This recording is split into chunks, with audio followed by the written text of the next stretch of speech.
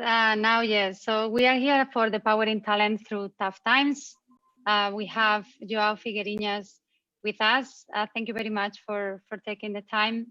This is our launch event for the Startup Grind Lisbon, and we wanted to start with the tech for COVID because we are amazed. I mean, both Madalena and I am, by the way, I'm going to introduce myself.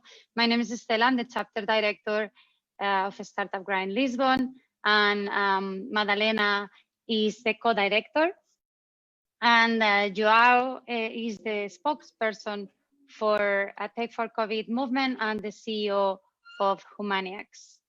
So both Madalena and I are both entrepreneurs and also are part of the Tech for COVID-19 movement as volunteers, and we wanted to launch today talking about how Portuguese people came together and became the highest ranked country by the OECD in innovation for fighting the COVID-19, and it was in part thanks to the Tech for COVID movement. So we thought it was a really good way to launch and show the power of community to make changes.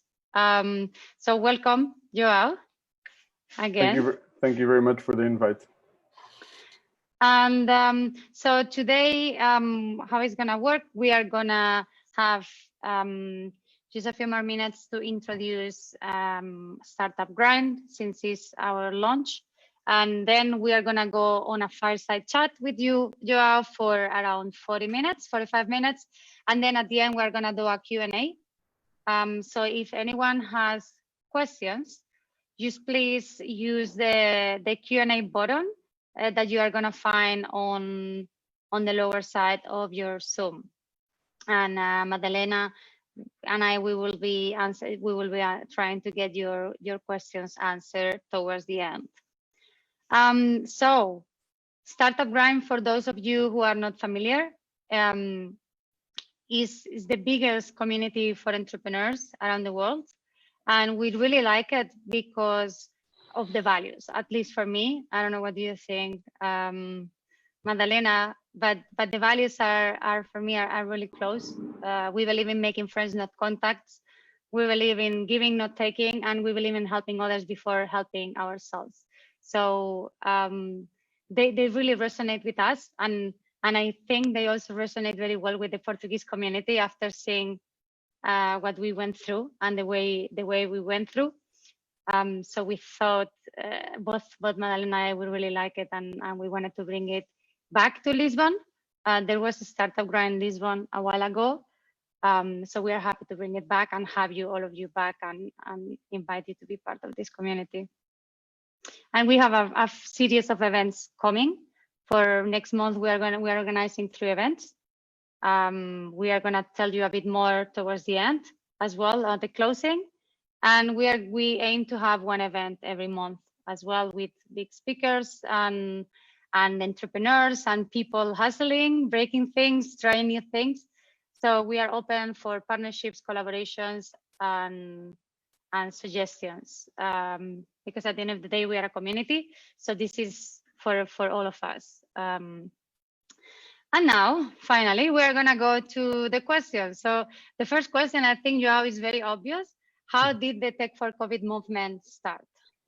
Yeah, so it's a cool story, and it's very organic and informal in some way. It's very 21st century in a way, and basically it started with the pre-existing community. So I'm a startup founder. I've worked for startups for the past few years, and there's multiple communities existing, like Startup Grind, but there's other communities from incubators, accelerators, friends of friends. There's multiple ways of building little groups and little communities. And in one of these communities, which I'm part of, in a WhatsApp group that we have like consistently, basically when we started seeing all of the information, lockdowns, etc., in Spain and Italy, and all of those horrible numbers, and we were kind of starting to feel stuff getting to Portugal, we were asking ourselves, what could we do to somehow support, mitigate, or what was under our scope that we could kind of do something about it. And what immediately came up was a lot of the startups that were part of this discussion in this WhatsApp group had products or services or technology that somehow could help mitigate specific problems that were coming up. And that was the first step, was kind of looking within the community and the ecosystem, and specifically within this group, what startup founders were running startups with technology they could make available for free, or with a twist, or whatever that could somehow be useful for the community. And this kind of grew from that into okay, so there's a lot of other problems that we could solve, but we don't have pre-existing products to solve, so let's just build new stuff. So from that moment onwards, and a group of 45 or 50 startup founders in Portugal, we moved from a WhatsApp group to a Slack channel, Slack workspace, and in that Slack workspace, in 24 hours we got to 200 people. In 48 hours we got to like 400 or 500 people. I don't know the exact numbers now by heart, but it was this ballpark figures. This was kind of the size. And then we're now at 5,000 people. So 10 weeks later, we're just under 10 weeks. We're at a bit more than 5,000 people enrolled in the Slack group.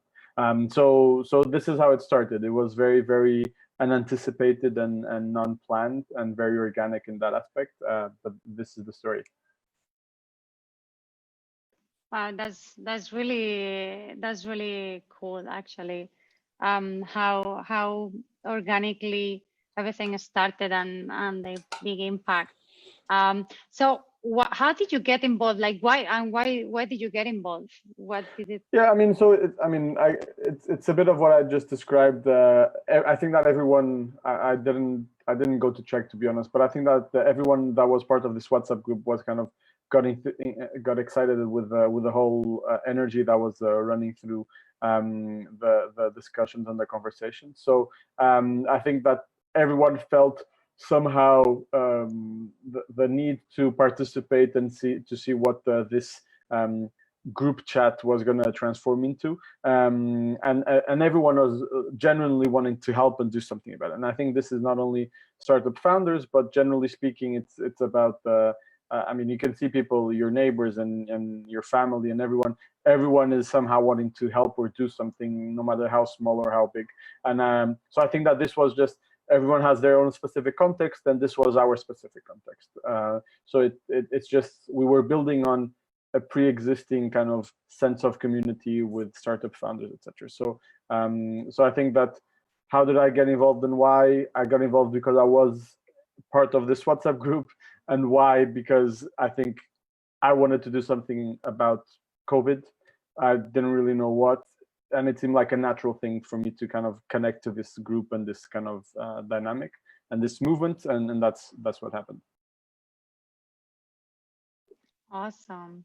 Yeah, thank you for sharing. Yeah, even like being part of the movement, we had an idea, but it's really good to hear it from you as well. So what would you say, or what are, in your opinion, the biggest achievements from the movement?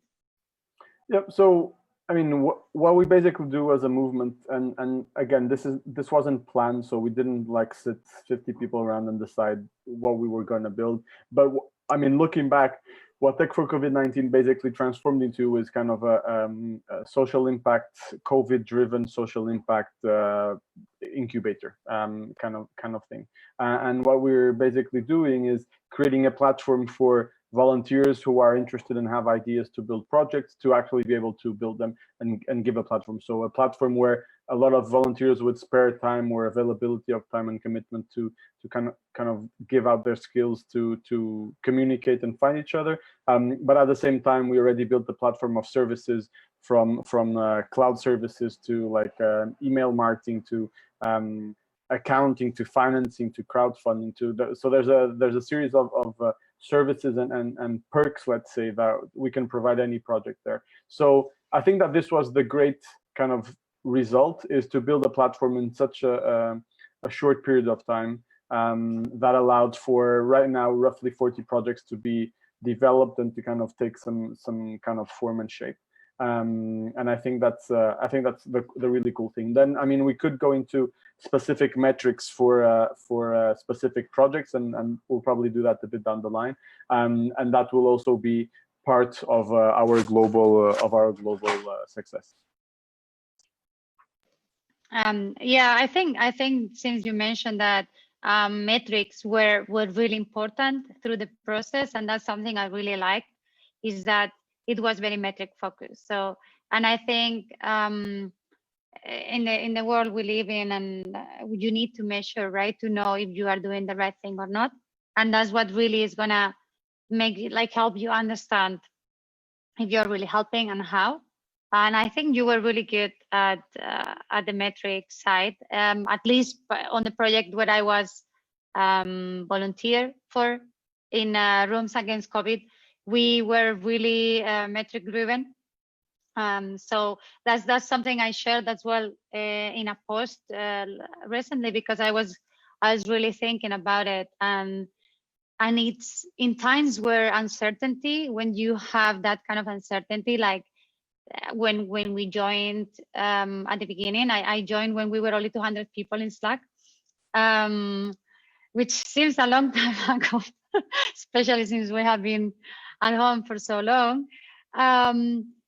But it was really encouraging when you see everything falling apart around you and you don't really know what is happening and there is no information, but everyone is kind of freaking out.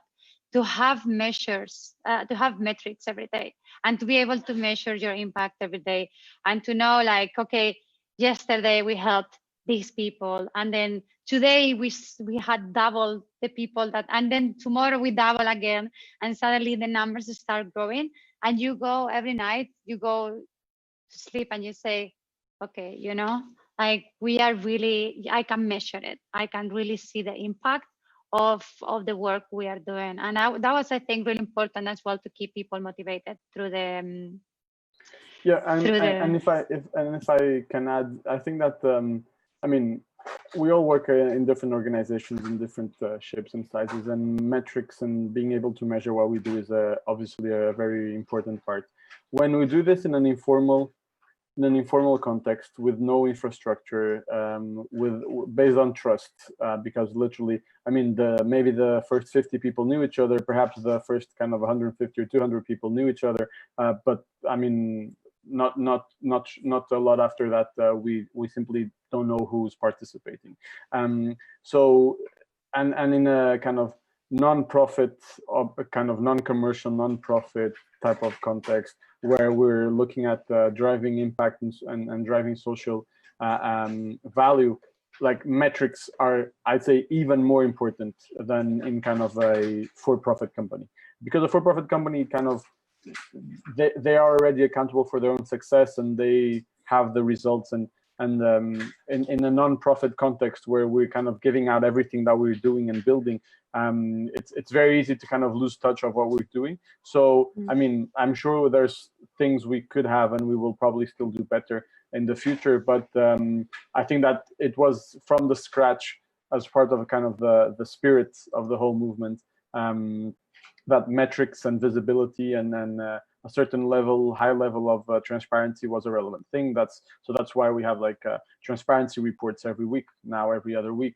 That's why we have all kind of metrics published, and that's why we're very metric driven, like you described, because I think this is kind of gives a North Star to the projects, gives a North Star to what we're doing, generally speaking.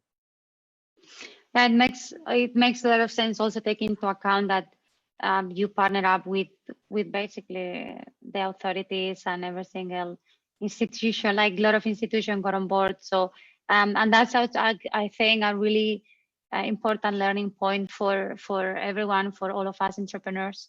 And is metrics is what is gonna really let you know how well you are doing, and choosing the right metrics, I think, is key. Not the vanity ones, how many likes you get, but really measuring the important things, which might seem a bit difficult sometimes at first, but I think it was really well done from your side. And you were saying before that it became something like an incubator. So the Tech for COVID was born the movement was born to help people fighting COVID, and we are kind of, hopefully, we are kind of on the end of it. How do you see the movement going forward, and what are the goals and objectives once that the crisis passes? Yeah. I think that's the million-dollar question for anyone involved in the movement. I'd say that I mean, one interesting insight is that, or at least for me, I think it's an interesting insight, which is the first few projects that came up were very much health driven and health professional driven, for obvious reasons. It was the most urgent thing. We wanted to get individual protection equipment, and we wanted to get kind of financing for that, and we wanted to be able to procure and buy that, and we wanted to be able to have supporting, I mean, like rooms against COVID. It's kind of not health driven, but it's health professionals driven. So this was kind of the first emergency. The second emergency, at least from the projects that I see, was kind of an education and at the same time an information perspective. So a lot of the projects that we launched right after we launched some of the health driven projects were information driven. So like how to break down information about COVID and all of the overwhelming amounts of information that we had, how to break that down in a like scientific, reasonable, non-fake news perspective. And at the same time, how to support the move from like face-to-face education, the traditional education that we have in Portugal, to a digital, I mean, in Portugal and globally, and to a distance learning type of approach that we had to do. I mean, the whole school system in Portugal had to do that in a couple of weeks. So those are kind of so first wave of projects, health and health professionals. Second wave, information and education. And third wave, which is where I would place us now, is kind of local economy, unemployment, and kind of the more structural aspects of the aftermath of the health pandemic. It's now kind of the economic pandemic, the social pandemic, etc. So that's I mean, this is not a non-scientific split of waves of projects, but I think it's kind of a fair idea of how I think projects came up. And to kind of objectively answer your question, I think there's still a lot of work to do. So hopefully, yes, if we don't have a terrible surprise, the pandemic will kind of slow down, and we won't hear about it in a couple of months. On the other hand, the effects of the pandemic in the last 2 to 3 months will obviously be long term. So a lot of the projects that we're doing, that were launched within Tech for COVID-19, will probably still have a scope of work for the coming months. So those will keep on going. Tech for COVID as a movement and as the incubator and as the platform, as I described, there's ongoing discussions. Obviously, the original scope was COVID-19. So one of the possibilities is to simply shut down the movement, not the projects. Obviously, the projects have their own kind of life, and as long as they have a committed team of volunteers and an existing kind of product, I mean, it's up to them. As a movement, we're either shutting it down. I mean, I'm not sure if it's going to be in a week or a month or 3 months, but there will be a point where we say it's over and we shut it down. Or one of the ongoing discussions as well, and I'm being very open. There's no response to it or formal reply to it right now. One of the discussions that is going on is what could be kind of a pivot of the Tech for COVID and transform it into a Tech for Portugal, or a Tech for humanity, or a Tech for love, or a Tech for good, whatever. So I mean, and I think everyone understands by that what the spirit of that would be. So it's kind of keeping the same spirit, the same platform, the same type of platform, the same type of governance, but probably making it a little bit more sustainable long term, giving it a bit more structure, being a little bit less open, not in the bad sense, but kind of just having a bit more control, and that way drive more value, and having a different scope that is not limited to COVID, but other stuff that is social driven. So it's either that, I guess, and there's a lot of questions on how to execute that and what model to do that, or shutting it down. I guess those are kind of the two options. But the projects individually will live as long as they make sense and as long as they have a team that is committed. Yeah, it's a tough decision as well, no? Now that this is like kind of part of our lives. But yeah, it will be, to be honest, like from my total opinion and perspective, it will be really beautiful to see it evolve into something else. And it will be a real shame, I think, for all of us to see it vanishing. So if we will totally advocate for keeping it alive and transforming it into something else. But I think the spirit of having that space for people to test social projects and having that kind of structure and the basics has proven to be really, really helpful. But now the sustainability part is obviously really important for us and as entrepreneurs as well, because yeah, you can help, but you need to pay the bills as well, right? So we cannot keep doing things for free forever. And we need to find a way to make it sustainable. So that's a really interesting point where you are at, and we'll definitely love to hear more once you have some news. And also, it seems like a lot of work. So my question is like, how do you manage to run your business and at the same time being so involved with the Tech for COVID movement? Yeah, I think that I mean, for me, it's a privilege, to be honest, and I'm not saying this to be to give like a cliche answer, but I run a very small operation and I own my own company, so I have the privilege of deciding how much effort I want to put in my own business and how much effort I want to put in something else, and suffer the consequences of that, whatever they might be. So so for me personally, I mean, obviously my involvement is it's at what we call the internal organization team. So I'm actually involved in a specific project now, but it's fairly recent. Most of my participation has been in trying to enable teams and trying to enable projects and enable the platform. So and that's basically my contribution, and it's been with there's a very wide team of volunteers doing that as well. So it's that provides the flexibility, especially because it has been a relatively consistent team of volunteers, so we don't have a lot of variation of the people who are involved. So my day-to-day meetings are basically with the same faces for the past 10 weeks. And that's a good thing for consistency. It's not the case in every project, and it's normal that happens. But in my case and in the case of my scope of work, that fortunately has happened. So that allows for us to basically, one, it's easier for us to build a relationship, even if it's virtual, and there's a lot of people I didn't know before. So you start acting as if you were like good friends with who you interact every day. So people just compensate for each other, right? So a couple of days you need to put a few, like a fuel your business, so you're dedicated there. Someone replaces you. The other day it's the other way around, and you do the same thing. So I guess that's it. A lot of my clients have also been very, very patient and cool with me, which is good, and that was a good thing.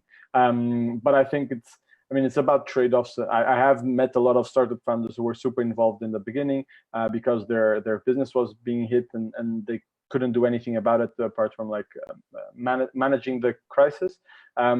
But as soon as they had a great idea to kind of spin off their business, or they had a way of kind of tweaking their business or somehow doing something different, then their availability had to decrease and they had to focus there. And yeah, especially the first responsibility of any startup founder is to pay salaries and ensure that the families of their employees are taken care of. So that's the case, and it's fortunately for me in this. Fortunately or unfortunately, but the case for me is I have a lot of freedom in that aspect. So for me personally, there's a lot of work, and obviously there were trade-offs, but it was like a fairly okay decision to make, to kind of spend so much time working for such a project. Mm-hmm.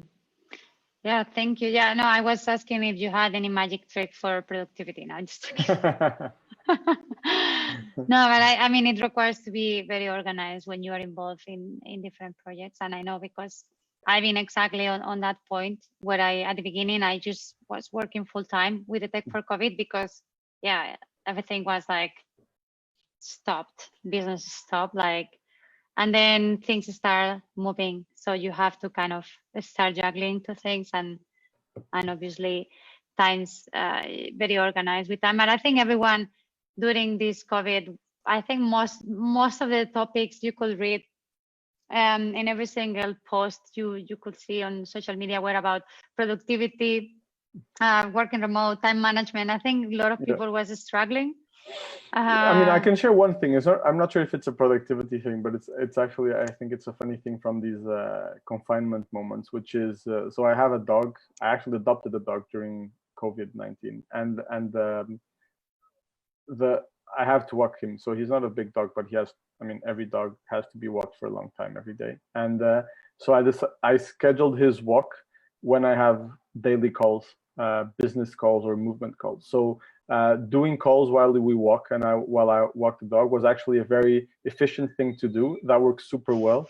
And actually keeps the pace for the walk. So I mean, if anyone has a dog or just like enjoys walking for exercise, I think that scheduling the calls, and right nowadays you have good data on your cell phone, right? So it's perfectly possible. You can even do it with video, and it's so I think that's like one of the best conclusions I got to during this confinement moment, productivity wise, is just do stuff while you walk the dog. That's a good trick. You get a dog during the quarantine, so you have a good excuse to get out. I have two. So I had big excuse also. I do totally opposite. So when I go walking the dogs, I leave my phone at home. To so that's relax your head. my moment of total disconnection. Yeah, makes sense. But what you're saying makes total sense. I think when you are walking, actually, your brain cells kind of move better than when you are all day. Yeah. So thanks for sharing. What's the name, by the way? His name is Oscar. Oscar. All right.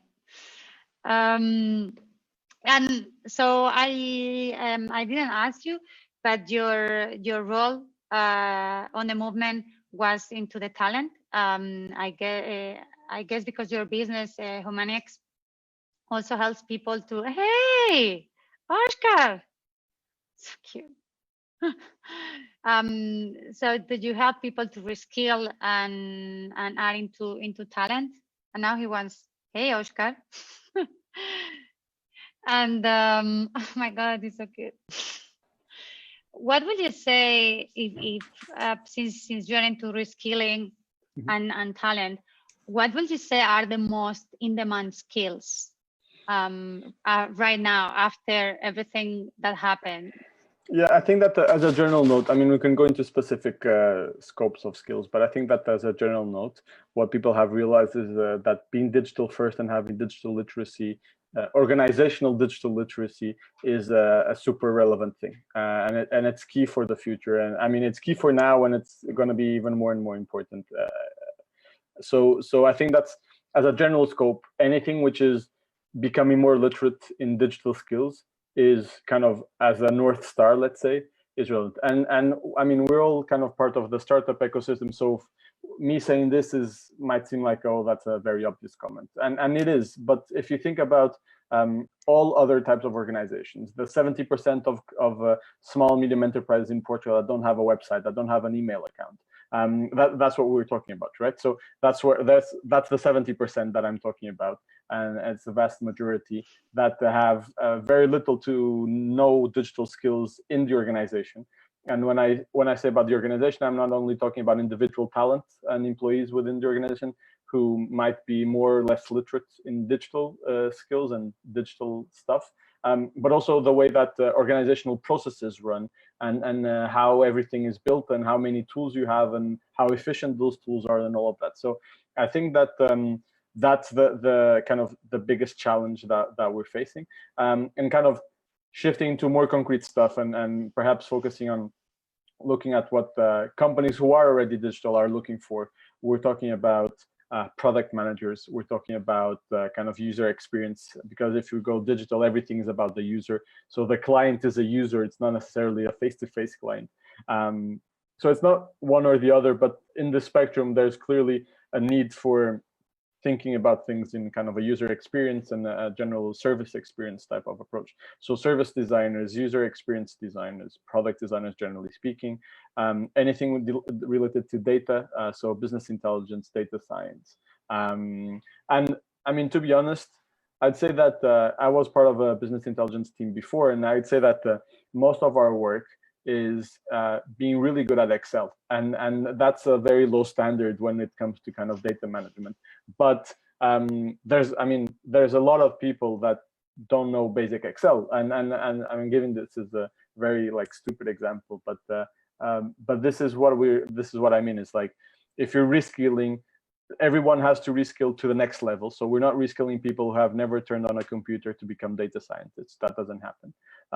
But if we think about reskilling one level from where you are, from your baseline. So for me, if I'm really good at Excel, maybe the next step is kind of SQL or a data visualization tool or whatever. If I'm good at kind of drawing on a piece of paper, maybe it's kind of moving to digital design. Or I mean, I'm giving fairly simple examples just to kind of make the point. Obviously, if I never turn the computer on, I'm going to like basic computer literacy and basic internet literacy. So this is, I think that what everyone has to try and do, and what I mean, governments and countries have to do, and companies have to do. And I think this is everyone's responsibility. So it's an individual responsibility, an organizational responsibility, and a government responsibility, is to kind of make sure that you give the right context and tools for people to be able to go one level up from wherever they are. And in a few years, it's another level. And I mean, just constantly try to grow a level from wherever your baseline is. And there's no rights or wrongs. You are where you are in terms of digital literacy because life happens. But it's kind of looking ahead is what's your personal strategy to kind of reskill your own skills and your own profile. Yeah, it makes total sense, and it's something that we have been saying, but now suddenly it hits everyone. I think, yeah, from my network as well, like I could see that a lot of companies have been delaying it, the remote work and giving people flexibility, and now suddenly they just had to do it. Yeah. Or go out of business. So I think humans are funny, right?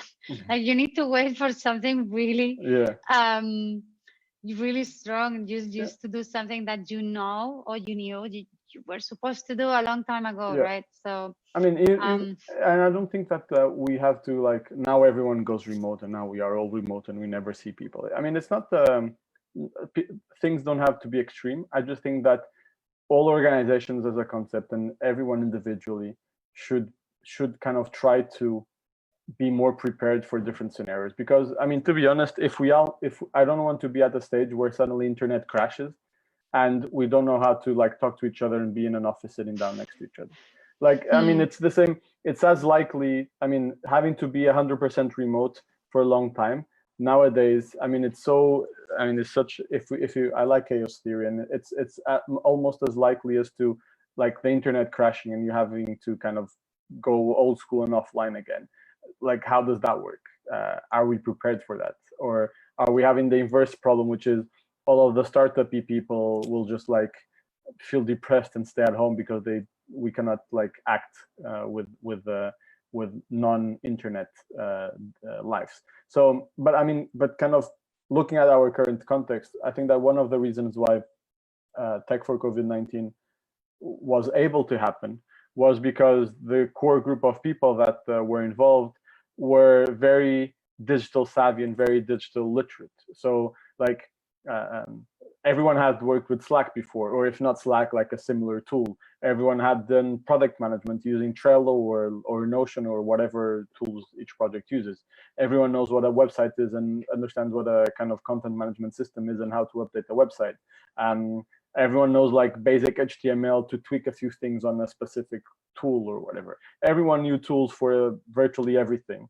And everyone was used to that, and everyone was used to video calls, and everyone was used to kind of engaging with clients or partners or colleagues in the other side of the world and kind of making stuff happen, even though you never saw them face to face. So this is what enabled us to be able to do things, because we were already doing these things, maybe not at this intensity, but we were already doing it at a fairly high level of intensity that when we have to give it a little boost, we can very easily do that. So I think that's the cool thing about this. And I think that's one of the main lessons we can learn from the movement. At least I personally, that's something I repeat a lot, which is kind of, you have to be prepared before you need it, right? So I think that's the case. Yeah, there was one saying that is you don't fall to the level of your expectations, you fall to the level of your training. Yeah. And yeah, it's true. So do you see any changes in talent and recruiting after COVID? For sure, digital skills will be very important. Yeah. But I mean, it's a good question. I'm sure that there will be changes. I'm not sure if I'm prepared to give like a super structured answer at this point, or if anyone can actually. But I'd say that all of these other skills of like learning how to learn, being able to adjust. I mean, this is not. I'm not saying anything new. Everyone has already heard about this. But this has proven that all of sorry, these my dog things. is crying here. No worries. Hello. This has proven that all of these other skills that are, a lot of people call it soft skills. I actually think it's the opposite. I actually think that you're much more defined by your soft skills, and that your hard skills are much more mutable in a sense. So I much rather have a polite, well-educated, well-spoken person with like specific skills that I know will not change independently where I put that person. And if I need to teach them HTML, I teach them HTML. If I need to teach them data science, then they do data science. If I need to teach them like sales, then they do sales. And I think that's much more the type of person companies will be looking for in the future. Always keeping a balance between like generalists and specialists, obviously. But I think that there will be this trend where it's all about the soft skills, and the soft skills will become the hard skills, and the hard skills will become the actual soft skills. And I think that's the paradigm. We're still not there yet, but I think that's what the trend that I can see. But yeah, I mean, ability to adjust, being able to learn new stuff, and kind of keep this rhythm and mindset of like always learning new things. And I mean, yeah, everyone has to be prepared. Again, none of what I'm saying is like rocket science. This has been said and written by many people, but I think this context is really supporting and providing good arguments for this, and it's all about like how well are you prepared to do a different job every 2 years that is radically different. It's not like I was doing sales for software, now I'm doing sales for whatever. It's like I was doing sales and now I'm doing customer support, and now I'm doing operations, and now I'm in a BI team, and now I'm a coder. Like, and 10 years have gone through, and I did 5 completely different things. It's not about like minor iterations, like radically transforming that's what reskilling is about. It's not upskilling, it's kind of purely reskilling. No, thank you for sharing that, because it's really interesting as well to make the difference. And I totally agree. I've went through many different phases as well in my life. I've done many different things, and I've been changing and learning, and I love it. And I think, I don't know where I was reading it, but it says that it's really good for companies to make changes every few months, like on the software you use and the way you do things, because it helps people. Yeah. Like keep adapting to changes, to small ones all the time. So in case something big happens, I'm a trained psychologist, so I always bring, I think Madalena, you also so I always bring up these psychology studies, but it's true. When you are used to small changes very often, then when something big happens, you are more resilient to adapt. And reskilling is something really important. Learning new skills continuously and putting yourself on challenging situations that are smaller will help you when the big things happen, like we're having hit right now. Regarding talent, do you think, from your experience, there is such a thing as a war on talent here in Portugal? Is something that has been spoken before the COVID, but a war of talent, probably, in the sense that there's a lot of demand for specific skills, and although there are people who are unemployed, I mean, and I'm talking about pre-COVID because now the context will even be different, but what we saw in the beginning of 2020 was kind of a very low unemployment rate, but thousands of jobs that were being demanded and not supplied. And this is a mismatch of talent. So in a certain aspect, you can say that there's a war on talent in specific areas, in specific scopes of skills. I wouldn't say that there's a war on talent, generally speaking, but I think there's a mismatch between what is the demand of skills and what is the supply of skills. And this ties very well into what we were discussing before in terms of reskilling and what are the skills and digital literacy, etc. Because the businesses the organizations that are growing more, hiring more, etc., are digital first organizations. And therefore, and the reskilling doesn't happen night to day. So, and those jobs are increasing at a much higher rate than people are able to reskill or even understand they need to reskill. So that's where the gap happens, and that's where the war on talent comes from. It's not like there's people who are unemployed. There's a lot of people who are unemployed. They simply don't have the jobs to provide the skills that companies who are hiring want them to do. So what will be your advice to startups and entrepreneurs in regards to talent for 2020? That's like a huge topic. We could speak for a few hours just on that. But I'd say that kind of as quick highlights, it's kind of plan well. Like I said, I'm mostly saying cliches here, but I think it's the kind of stuff that it's never too much to repeat. But like plan well and understand why you need people to do what. Like and again, this seems like a very basic thing, but every time I work with a client, the starting point is, what will this person be doing? And it's I always expect like a very straightforward answer, like, oh, this person will be doing A, B, C, D, F, whatever, and it becomes into like a 3 or 4 hour debate about what the person will be doing.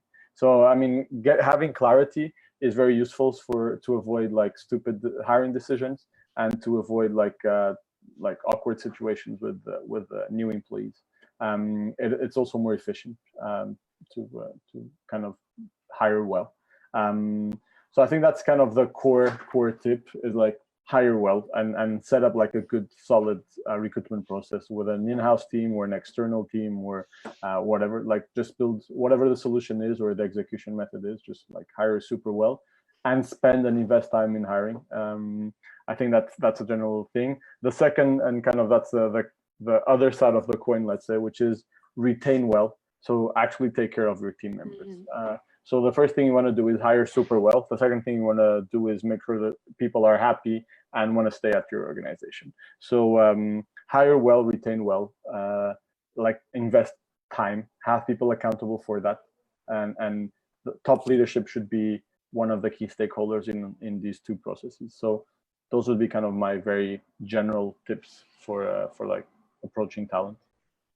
Yeah, I'm a big advocate as well of culture awareness, like being really aware of the culture of the company.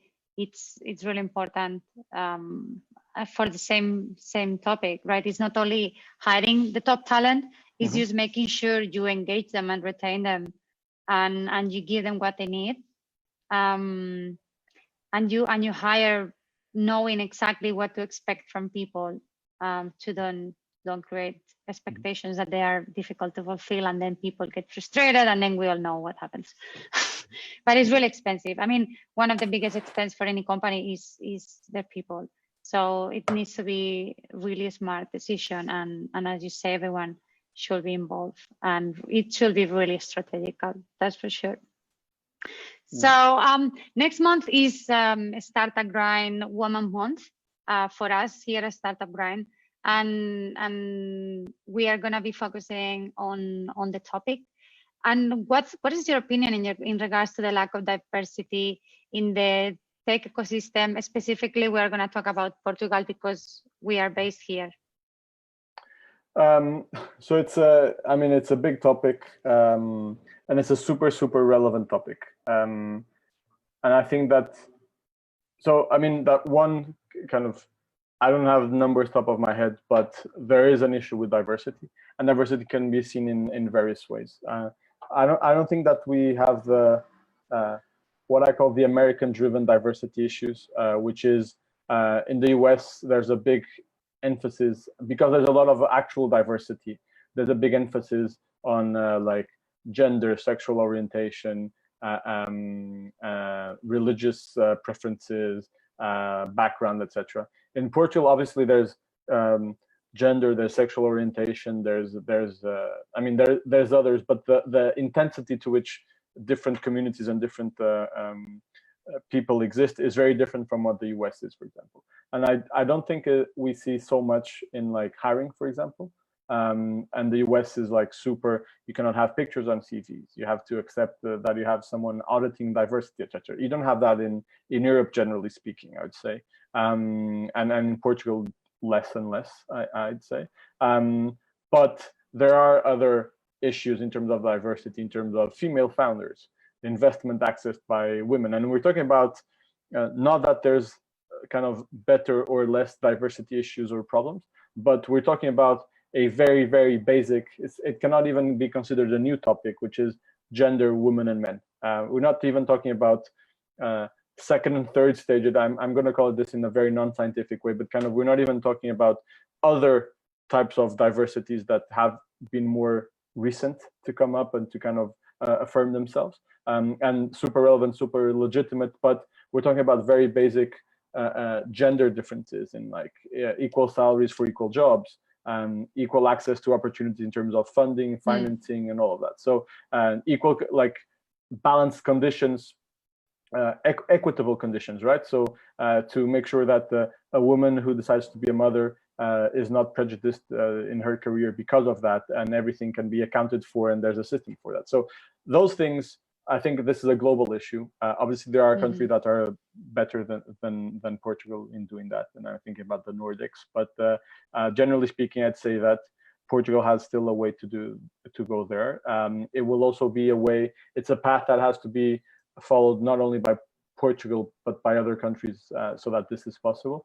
But yeah, I mean, there are issues. I don't think we're at the like end of the funnel in terms of diversity, respect for diversity and enabling diversity, but we're clearly not on the kind of top positions as well. So there's a way to go. But I mean, I think it's worth mentioning that one female Portuguese startup founder got 50 million euros investment that was and broke 3 records at once.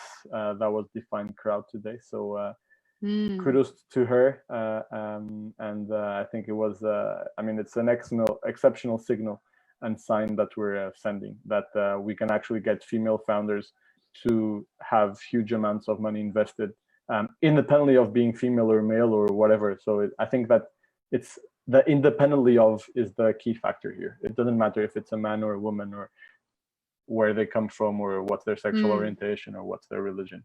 But that everyone has access just because their company is good or because the business model is good or the team is good. Yeah, no, I totally agree. And big kudos to Daniela from here. We actually invited her to join us for Startup Grind Women's Month. It's just like we understand that she's really busy, but we would love to have her here for sure.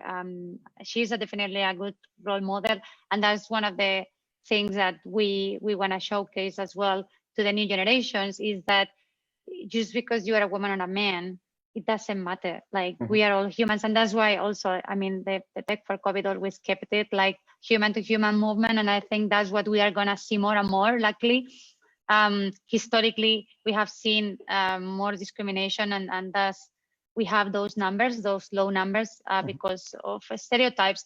But we are, I think, all of us moving forward, and I think Portugal is, from my understanding as a foreigner, I always felt really welcome here, and definitely as a woman, super well respected. So I definitely, Mambo also, my dog, also agrees to that. So I definitely, Portugal is doing really good actually on numbers, and for women in business is one of the top places in Europe. Okay. Great to know. Yeah, it's good to know. And in regards to tech, well, it has been a lowering on the last few years, which is a shame.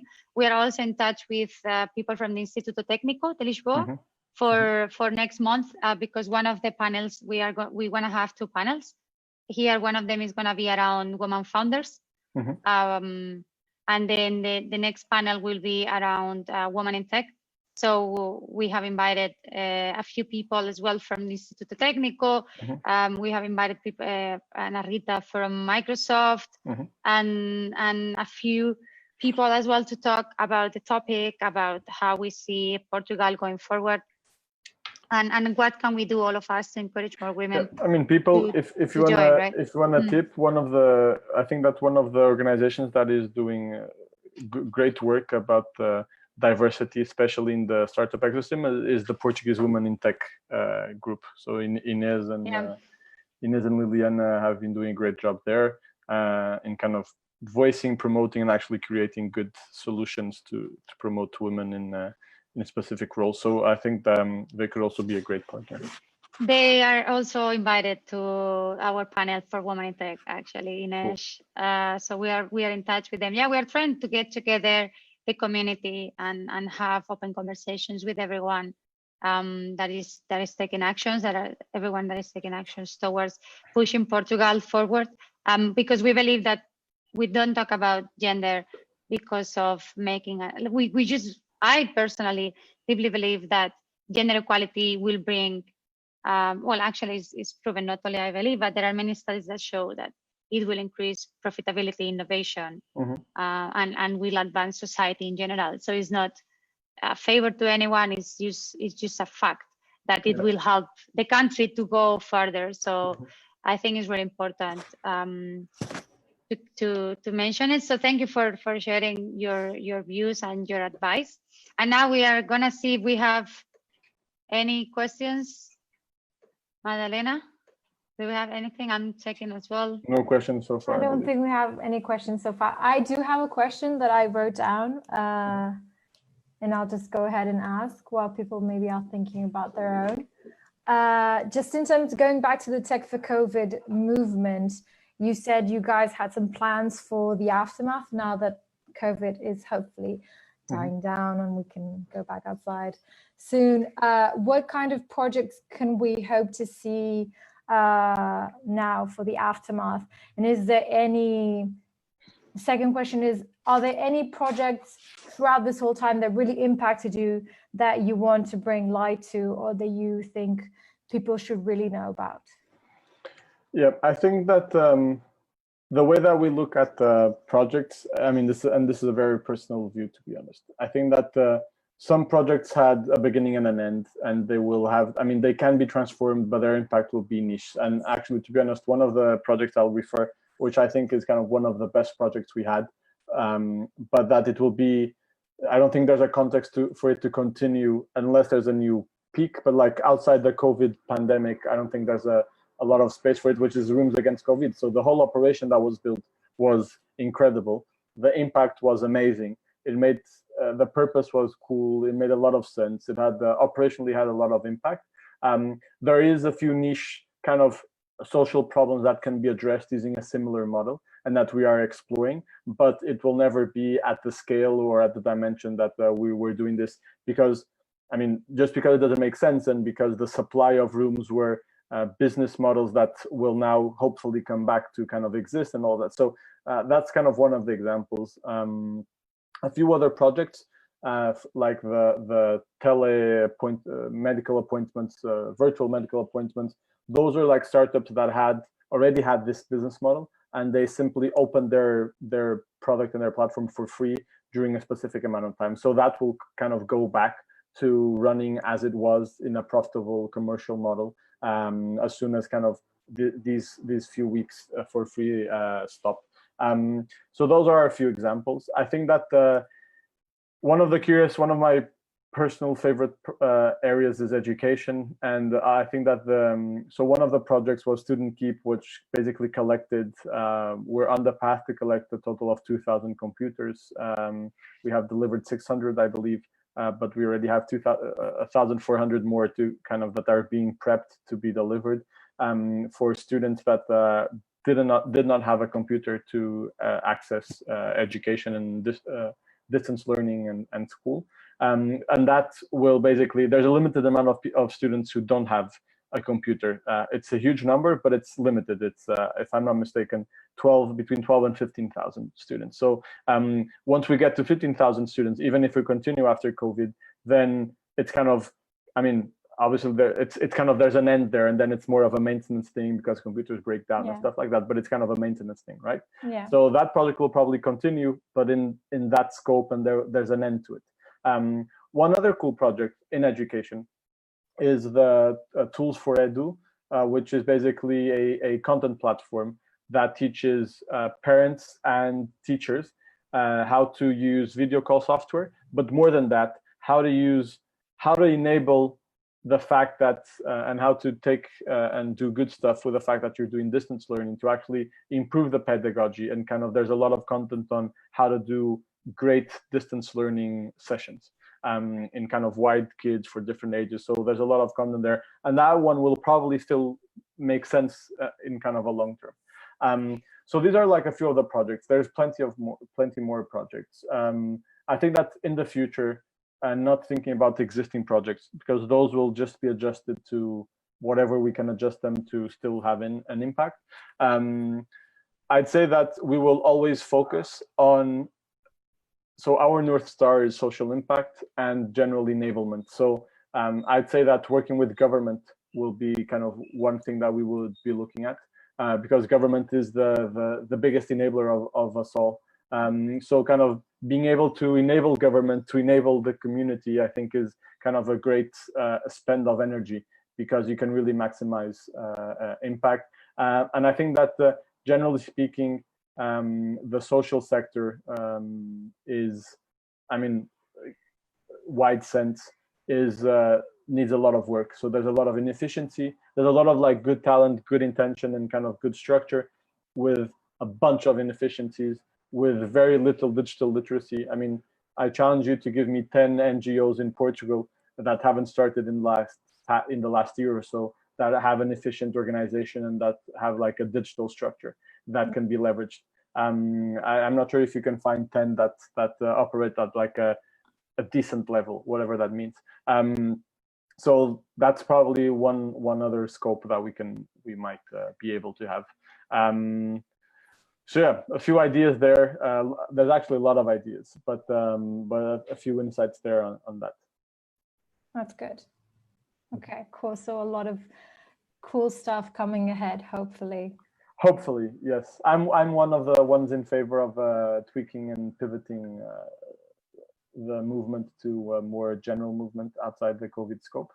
So I'm a personal advocate for it, but obviously it has to be. I mean, there has to be a more collective decision on how we're doing and how we're moving the resources that we have and all of that. So I think it's an ongoing discussion. I'm very hopeful that then the result will be being able to communicate something that is not COVID driven, but is like social impact driven in a broader sense. Yeah. I mean, you have such a powerful movement now that it would be a shame not to pivot it into something that lasts. I mean, just the range and the impact that you've achieved in so little time is just amazing. And you talked before about Rooms Against COVID. It was also one of my favorite initiatives, just because of first of all, how efficient it was. I mean, congratulations to you all on that. And how many people you were able to help. And I know that you kind of pivoted while doing it, because your initial need, you just filled it up right away, and then you pivoted to another kind of solution problem. And it's just so amazing. So yeah.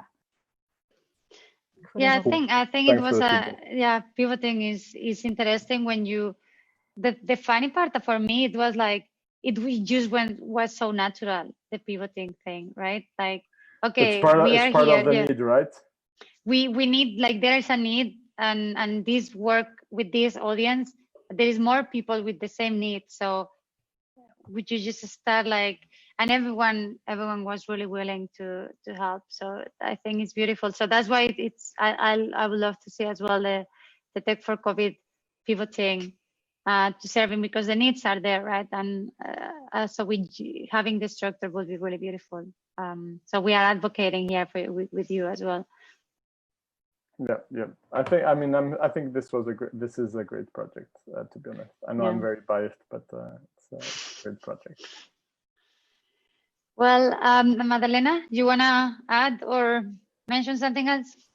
No, I'm good actually. Yeah, if you have to have a petition, start a petition for continuing Tech for COVID, sign me up. I'm Cool. here. I'll have that in mind. Yeah, any last comment, or João, any call for the audience, anything you want to share with them and with the community? No, I think I'm good. Thank you for having me and thank you for the invitation. Yeah, I think that building communities is one of the coolest things you can do. So keep up the work. And yeah, good luck with the startup grind. Thank you. Thank you. Thank you. Well, thank you very much, João, and everyone else who has been with us today. And yes, if you have any further follow-up questions, please send them, and we will send them to João as well as any comments, feedback, or suggestions. We are just launching. We are super excited, and as mentioned, we are coming up with a lot of events for next month and July. We also have already closed the events for July, open for August, September. So we are gonna be really active, and yes, as mentioned, our goal is to get the community together and to solve and to answer questions that we all have as entrepreneurs, and share advice, support, and have like-minded people and inspire new generations and new people to join us and to launch their business and make Portugal a better place. So thank you and Cool. Goodbye. Tchau, thanks for having me. Tchau, tchau. Muito obrigada. Deus. Bye.